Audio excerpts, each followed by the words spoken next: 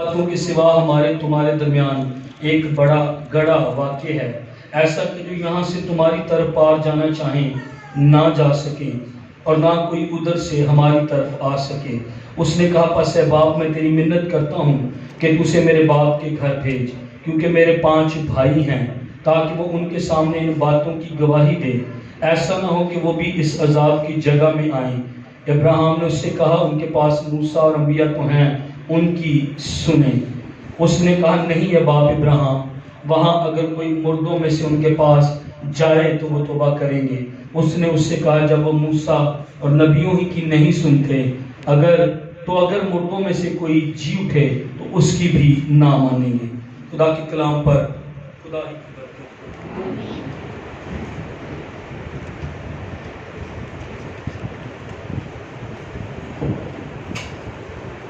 آمین۔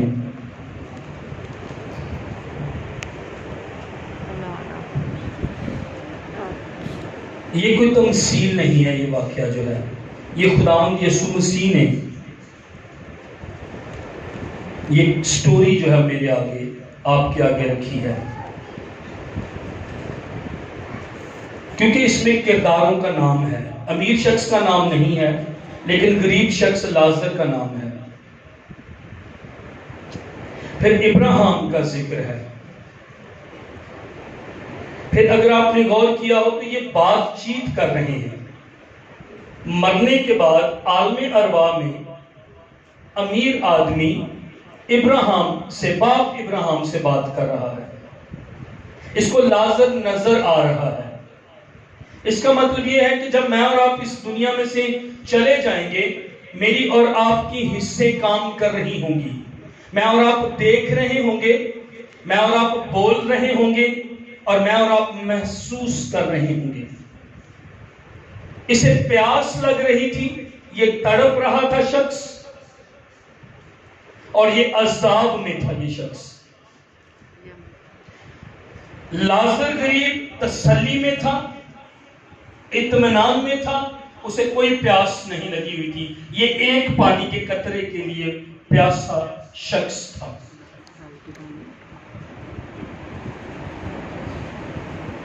جس حصے میں امیر آدمی تھا ایک گڑھا تھا، اور دوسرے حصے میں غریب لازر تھا، اور ابراہیم پیش کرتا ہے تسلی کی جگہ کو، اطمینان کی جگہ کو۔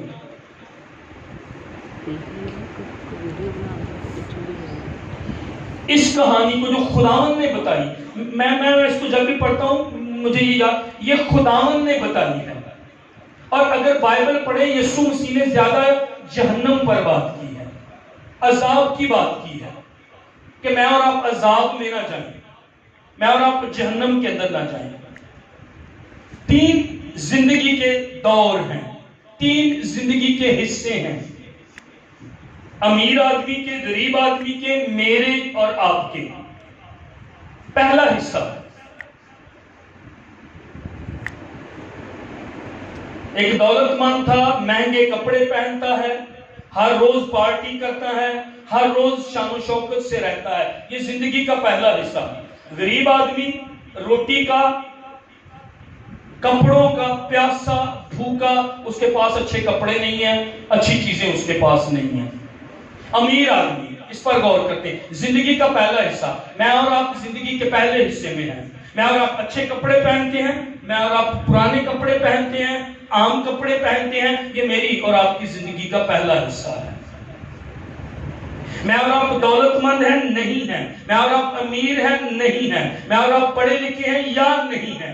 میں اور آپ زندگی کے پہلے حصے میں ہیں، امیر آدمی کی طرح اور غریب آدمی کی طرح۔ امیر آدمی روز پارٹیاں کرتا ہے، روز کپڑے پہنتا ہے، شان و شوکت سے رہتا، مطلب یہ نمائش کر رہا تھا اپنی دولت۔ کئی لوگوں کو بڑا شوق ہوتا ہے دولت کی نمائش کرنا، پتہ لگے میرے کو گڈی آ گئی، پتہ لگا میرے کو نئے کپڑے آ گئے، میں پتہ چلے، میں دکھاؤں، میں اپنی دولت کی نمائش کروں، میرا پتہ چلے کہ میں بھی گاؤں میں رہتا ہوں، کو کم کر دیں، میرا پتہ چلے کہ میں بھی یہاں پر رہتا ہوں۔ یہ اس شخص کے پاس دولت تھی، اس شخص کے پاس یہ گفٹ تھا، پر اس شخص کا دل خدا کے ساتھ درست نہیں تھا، روز لکھا پارٹی کرتا ہے۔ اس کے دروازے پر سامنے غریب لازر ڈالا گیا تھا۔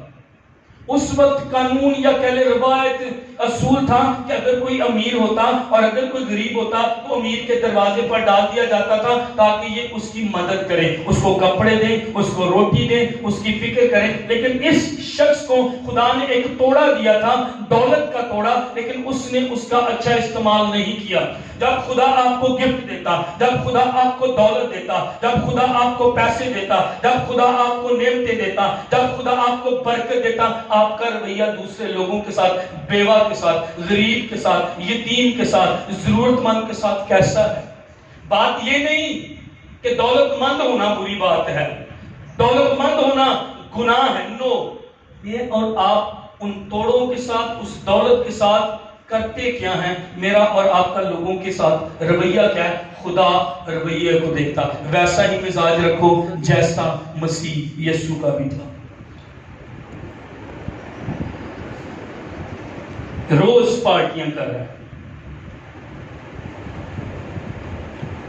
یہ روز اپنی مرضی کی زندگی گزار رہا ہے۔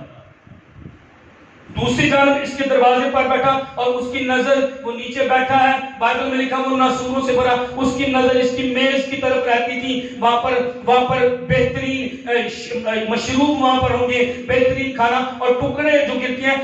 غریب لازر کے اندر یہ بات تھی کہ میں ان ٹکڑوں میں سے بھر کر کوئی لے لوں، لیکن اس سے پہلے کوئی ٹکڑوں تک پہنچے کتے آتے، اس کے زخموں کو چاٹتے، کتے آتے اور وہ روٹی کا ٹکڑا لے لیتے۔ اس کی کتے بھی، جانور بھی اس شخص کی کوئی قدر نہیں کرتے تھے۔ یہ زندگی کا پہلا حصہ تھا۔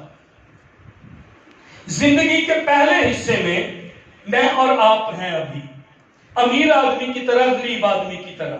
میں اور آپ کیسی زندگی گزار رہے ہیں؟ ایمان کی زندگی، خدا کے ساتھ زندگی، عبادت کرنے والی زندگی، پرستش کرنے والی زندگی، خدا کے گھر آنے والی زندگی، یا امیر آدمی کی طرح ہمیں کوئی پرواہ بھی نہیں ہے؟ میں آپ کو بتاؤں، اگر آپ آج چرچ میں آئے، خدا آپ کو برکت دے گا۔ آمین۔ جب آپ چرچ آتے ہیں، خدا آپ کو برکت دے گا۔ اگر میں اور آپ کہیں پر خدا کے ساتھ درست نہیں بھی ہیں، خدا درست کر دے گا۔ چرچ آنا نہ چھوڑیں، عبادت کرنا نہ چھوڑیں، پرستش کرنا نہ چھوڑیں، تعریف کرنا نہ چھوڑیں۔ اس شخص کی زندگی میں، امیر کی زندگی میں پرستش، ستائش نہیں تھی۔ اس کا مزاج مسیح جیسا مزاج نہیں تھا۔ زندگی کا دوسرا حصہ ایسا ہوا کہ وہ غریب مر گیا اور فرشتوں نے اسے لے جا کر ابراہیم کی گود میں پہنچا دیا۔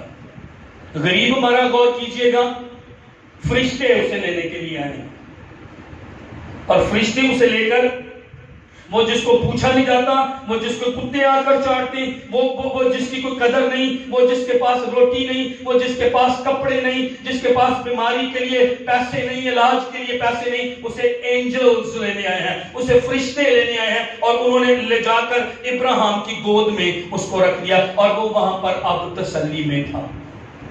مر گیا۔ آگے لکھا ہے دولت مند بھی مرا اور دفن ہوا۔ نہیں ذکر کہ دولت مند کو فرشتے لینے آئے ہیں، مرا دفن ہوا، صرف اتنا ذکر ہے۔ صادق کی یادگار ہمیشہ رہے گی، صادق کا چراغ نہیں بجھے گا۔ آمین۔ صادق مرنے پر بھی امیدوار ہے۔ یہ امیر آدمی مرا پر امیدوار نہیں ہے۔ لازر غریب تھا، ایمان کی زندگی گزاری، چتھڑوں میں زندگی گزاری، پھوڑوں میں، بیماری میں، درد میں، ناسوروں میں زندگی گزاری، کسی کے دروازے پر ڈالا گیا، کتے آ کر اس کو چاٹتے، لیکن ایمان کی زندگی، اور جب وہ مرا ہے فرشتے اسے لے جا کر ابراہیم کی گود میں پہنچائے۔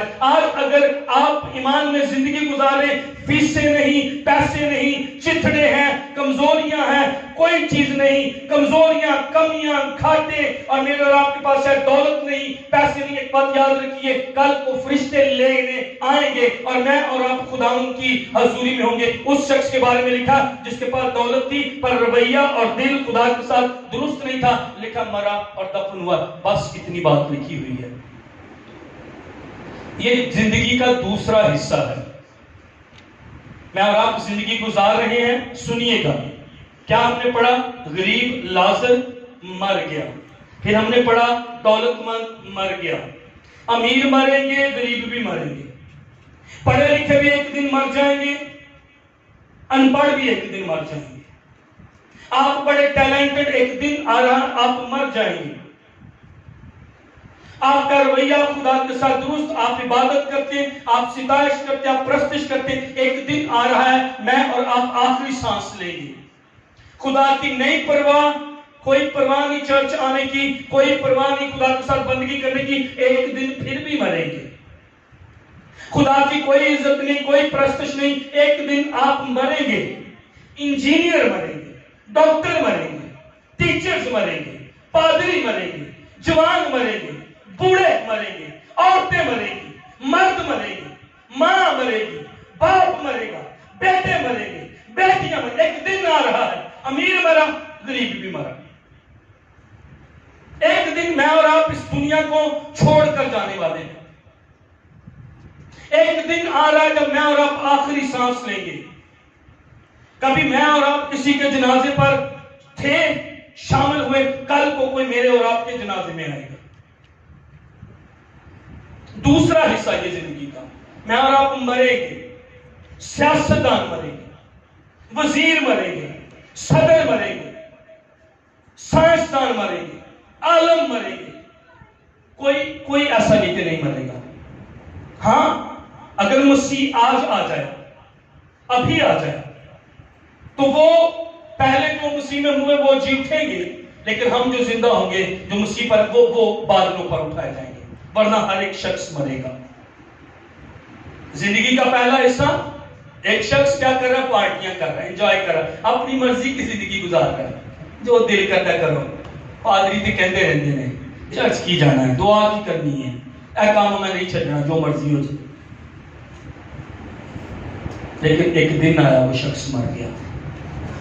زندگی کا دوسرا حصہ، زندگی کا تیسرا حصہ کیا ہے؟ مرنے کے بعد ایک شخص تسلی میں، ابراہیم کی گود لکھا ہے وہاں پر، آرام میں، لیکن وہ شخص عذاب میں، آگ میں، لکھا کہتا ہے میں آگ میں تڑپتا ہوں۔ یونانی زبان میں کہتا ہے میں شعلوں کے اندر ہوں اور میں تڑپ رہا ہوں، میرے ارد گرد شعلے ہیں، میں شعلوں کے اندر، میں آگ کے اندر تڑپ رہا ہوں۔ بہت سارے لوگ کہتے ہیں جہنم نہیں ہے، عذاب نہیں ہے، خدا کو محبت کرتا، خدا معاف کر دے گا، خدا پیار کرتا، خدا معاف کر دے گا۔ میں آپ سے ایک سوال کرتا ہوں، اگر جہنم نہیں ہے تو یہ واقعہ خداوند نے کیوں لکھوایا؟ کیا خداوند یسوع جھوٹ بولتے ہیں؟